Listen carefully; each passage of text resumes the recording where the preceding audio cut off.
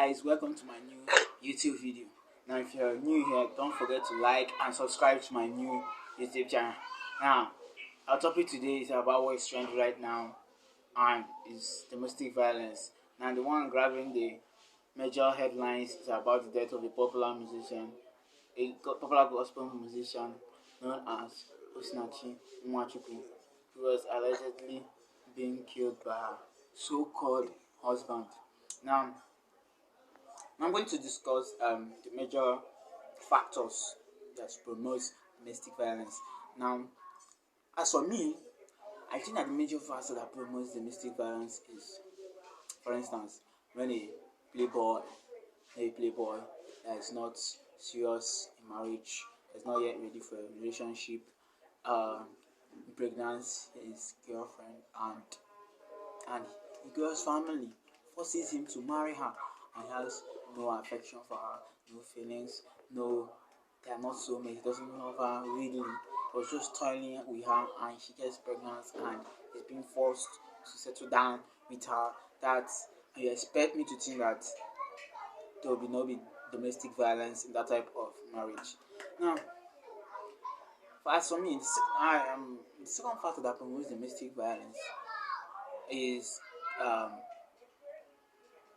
when a bridegroom that wants to marry a girl, and the family enrolls a lot of payments, a lot of bride price, a lot of big marriage plans, which is forcing the guy to pay a lot of money to marry the girl's family. The girl.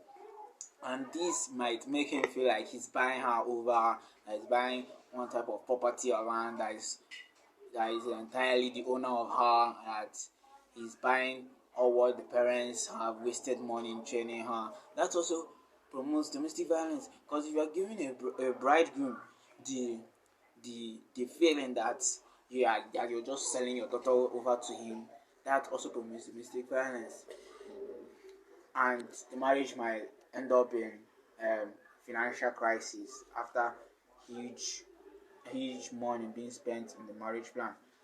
Now,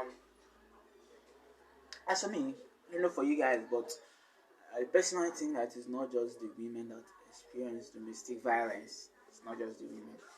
Men also experience domestic violence in some aspects, or should I say emotional violence.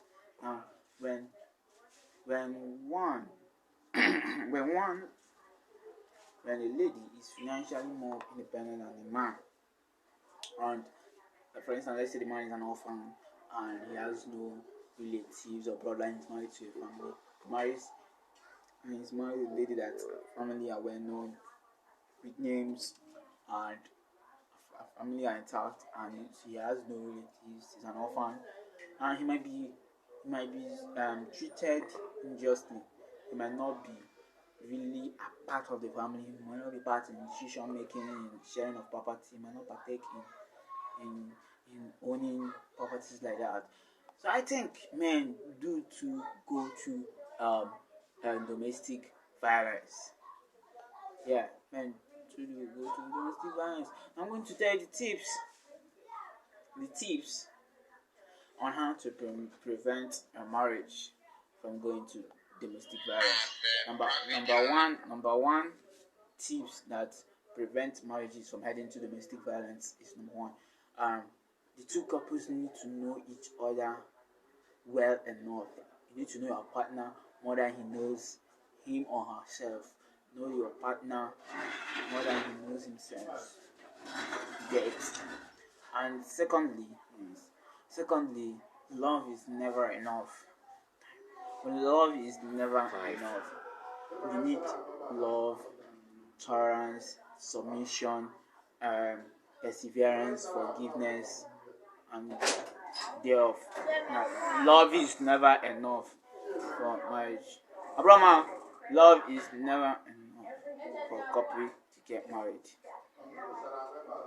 Now, some single ladies might be thinking that marriage is a horrible reunion, that men are beasts. But trust me, men are not beasts. And there are some still guys that can never lay a finger on the woman. I'm telling you, they can never lay on their woman. There are guys out there, gentlemen, real gentlemen. Just forget what is trending right now about domestic violence, that if you get married, your husband beat you up. There's so still young guys that value their women. For instance, like me, your honorable me, have never laid a finger on a woman before. Now, love is never enough for a couple to get married. Now please send down your comments on my YouTube channel, and don't forget to like and subscribe on my YouTube channel. Bye.